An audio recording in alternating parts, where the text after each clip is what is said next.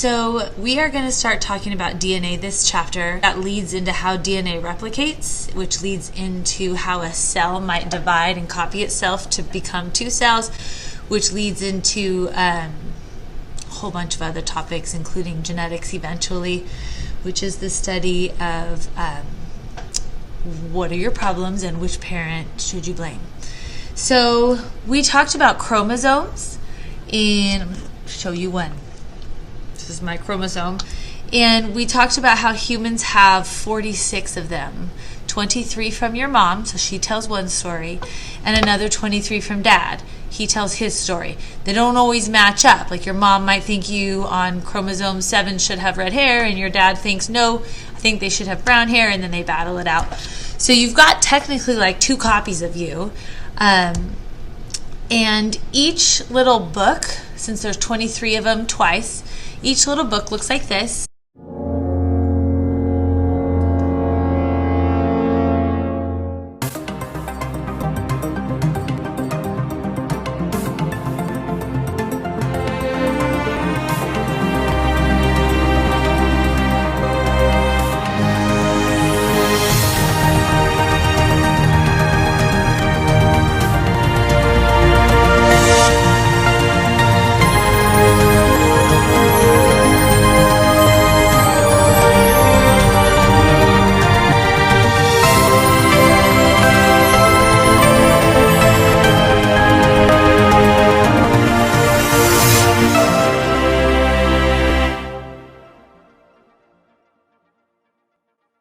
So where is the DNA in here? It's actually swirled up way in here, super coiled, and I'll show you just how coiled it is. If you were to zoom into it, the molecule itself looks like a spiral ladder that you could crawl up, walk up. Maybe you have one of these in your house. So we're gonna just start by drawing the basic structure of it. This is another version of it. And because ladders are really difficult to draw when they're spiral, we're going to be drawing it straight, like this. This makes it a little bit easier to draw. Before we start drawing, this is a basic intro to DNA. On this paper that you have, I'd actually like you to go to the back and write down 2 or 3 things that you notice when you look at this. And I'm talking about things like what a 5-year-old might say. For example, I noticed that the 2 sides of the ladder, which would be if I was climbing it, the part that I would hold with my hands, that they are black and white over and over again. Black, white, black, white, black, white. And then go ahead and look at it for a second, see if there's anything else that you notice, and then you're going to write that down. If you need to pause it, go do that. Some of you in the past have noticed that there's only 4 colors. Maybe you already noticed that. The red, the blue, the green, and the orange. I've also heard kids say that they notice that the green is bigger and that the orange is smaller, that the red is bigger and that the blue is smaller. Some people also notice that red and blue always go together, and green and orange always go together. You might have noticed that all of those little rungs of the ladder that you would put your feet on if you were climbing it attach at the white part, all of them. They never attach to the black part. And there really isn't a pattern. There are only 4 colors, but there is no pattern here. There's nothing that's like constantly repeating itself over and over again. Just like the letters of an alphabet, there's 26 letters, and if you put those letters in just the right order, you get the word you want. But there's no pattern to it. It's not always going to be that same way. Every time you put those letters in a different order, you get a different word. Same thing with DNA. Every time you put these steps in a different order, you get a different protein or a different part that describes you. So the order matters, but it isn't like a repetitive pattern. Okay, we're going to start drawing this on the paper, and I'm going to start by drawing this black and white part. That's going to be the part that if you were climbing this ladder that you would hold on to while you were going up the steps. So it's the part your hands are on. We're going to pay attention to the fact that these steps are always coming off the white. And we're going to draw what that is. So we're going to draw that black and white sides to our ladder And you'll want to keep some distance between maybe 3 fingers, what you're drawing here and what you're drawing here, and we'll also keep a key going. So what I would do is draw this like I am. You're going to need some colors. So the white part of the ladder I just showed you, they're usually drawn as little houses. And the reason for that is that the molecule itself is shaped like this, and at each edge there's a carbon. You do not have to know that. All you have to know is that that's what it's going to look like on the test. Since you guys have never taken chemistry, so I'm making some space between them, not making them too big because you're going to be drawing them over here as well.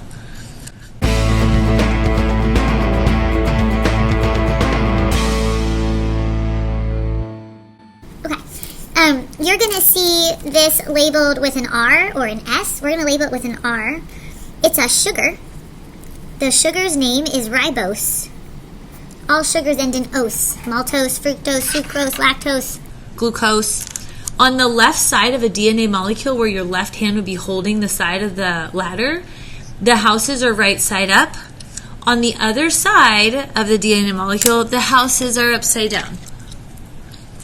And you're going to want to leave some space here. And don't make it so big that you can't fit it down here. So I'm going to do it right here. And I'm trying to line these two up.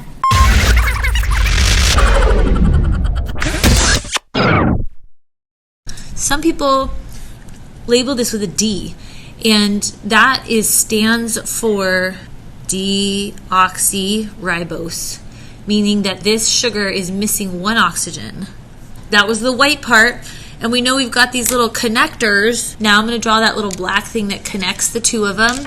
This is a pretty tiny little molecule. It comes off this end, and it's called a phosphate, and we draw this little circle, and it attaches molecularly right there. It's a phosphate.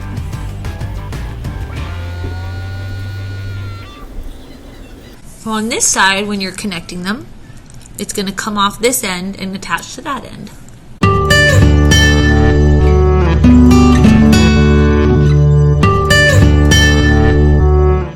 So that little P is a phosphate. And this little part is the part you would hold on to when you climb up DNA, if you ever find yourself climbing up DNA. And so I'm going to name this, it's the sugar phosphate backbone. Okay, now that you have drawn the sides of the ladder, we are going to learn what these 4 things are called. Technically, they're called nitrogen bases. So there's a red, a blue, those always go together, a green and orange, and they have names. They're just a molecule. Make sure you color code it and do it just like I am. Okay, now we're going to do those steps. There were only 2 at a time, and I told you they were called bases or nitrogen bases. So if there's 2 of them, just like shoes, these are base pairs. And that is what we're going to add next.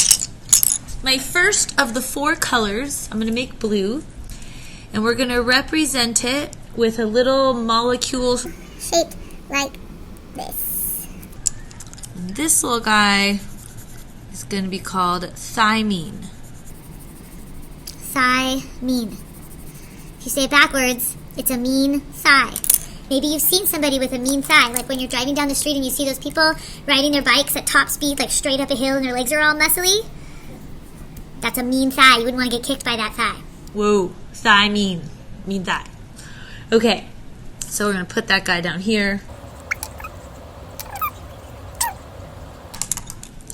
Thigh, spelled with a Y, mean.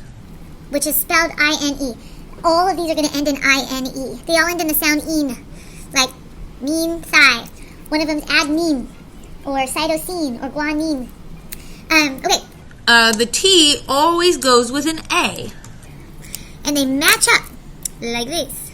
I'm going to draw this like a puzzle piece that would match that. Put an A in here. That's fun. This little guy's called adenine. And sometimes I say adenine. That's how I remember, but really if you're in Germany, maybe you would say, I'm going to add nine. Adenine, spelled 9. Ends in I-N-E, adenine. Adenine and thymine always go together. It spells ta, or at. Then, they're not always on this side. They can flip-flop and be on the opposite side. Okay, whatever. There it is. Now we're going to do the green, the orange. G in here for guanine. Guanine. Add nine. Thymine.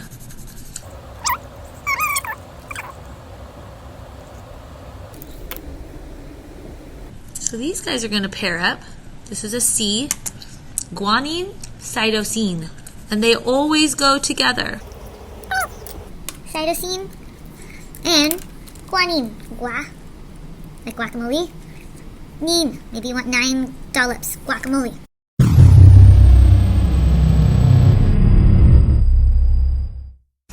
These are base pairs. Any one of these by themselves is called a nitrogen base. And these are like the little steps of your ladder. By the way, what is the name of this beautiful molecule? It's DNA, which stands for Deoxy, 1 less oxygen, on the sugar called a ribose, so it's deoxyribo. We cut the SE off. And then we talk about the type of molecule it is. It's a nucleic acid, and that's what the N is. It's all one word, though, just to make sure you sound smart. Nucleic acid, DNA. And we've got these little steps, and they actually, I told you they're like a zipper. There's little dots of glue holding these together. It's not actual glue. They're called hydrogen bonds. Not bombs, bonds. And A and T always have 2 little drops of glue called hydrogen bonds, which you'll learn about sometime in your future life. Hydrogen bonds. There's no bombs in your DNA, like James Bond. Hydrogen bond. There's always 2 between A and T. However, there are 3 little hydrogens that are sticking together between G and C, guanine and cytosine. How am I going to remember that? Here's how I remember it. T is sharp. Like you could poke someone with that. A is sharp. You could poke them twice with that. 2 is sharp. I think they've used hooks that look like this in horror movies. All of those are sharp. That's how I remember that. While cytosine and guanine are round. G is round. C is round. 3 is round. 3 is so round it looks like a butt. All of these are little bubblies, and these are sharps, like daggers.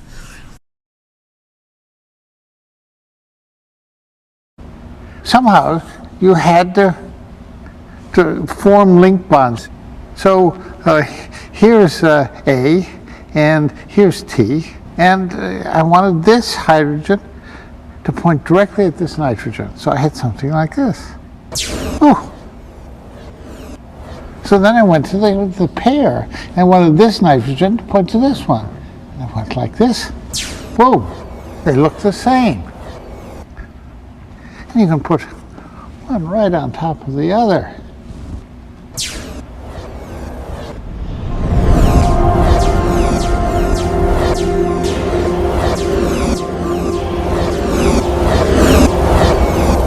We knew we could just, even if we go up to the ceiling, we were building a tiny fraction of a molecule. 100 million of these base pairs in one molecule, all fitting into this wonderful symmetry which we saw, the morning of February 28th, 1953.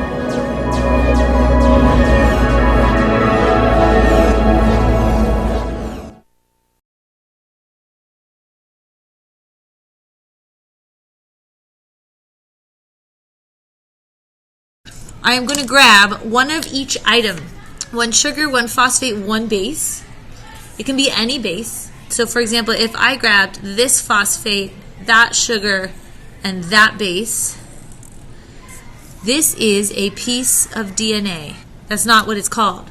But that's all it is a piece of DNA. Whoever came up with a name for this should be fired because it doesn't sound like what it is. It sounds like a nuclear tidal wave. In the back of my classroom is a painting of a glowing tidal wave about to hit a giant city like New York City.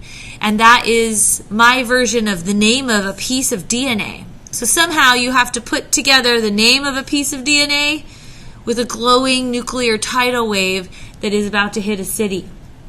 What am I talking about? The name of a piece of DNA is nucleotide. It's a nuclear tidal wave. Nucleotide, that's an O. So when you hear the word nucleotide, you just have to remember that's not hard, that's just a piece of DNA. A nucleotide is a piece of DNA, as one of each item. This could be a nucleotide. That could be a nucleotide. That could be a nucleotide. And that's going to matter later, just like everything seems to matter later. You are done. Congratulations. Amazing.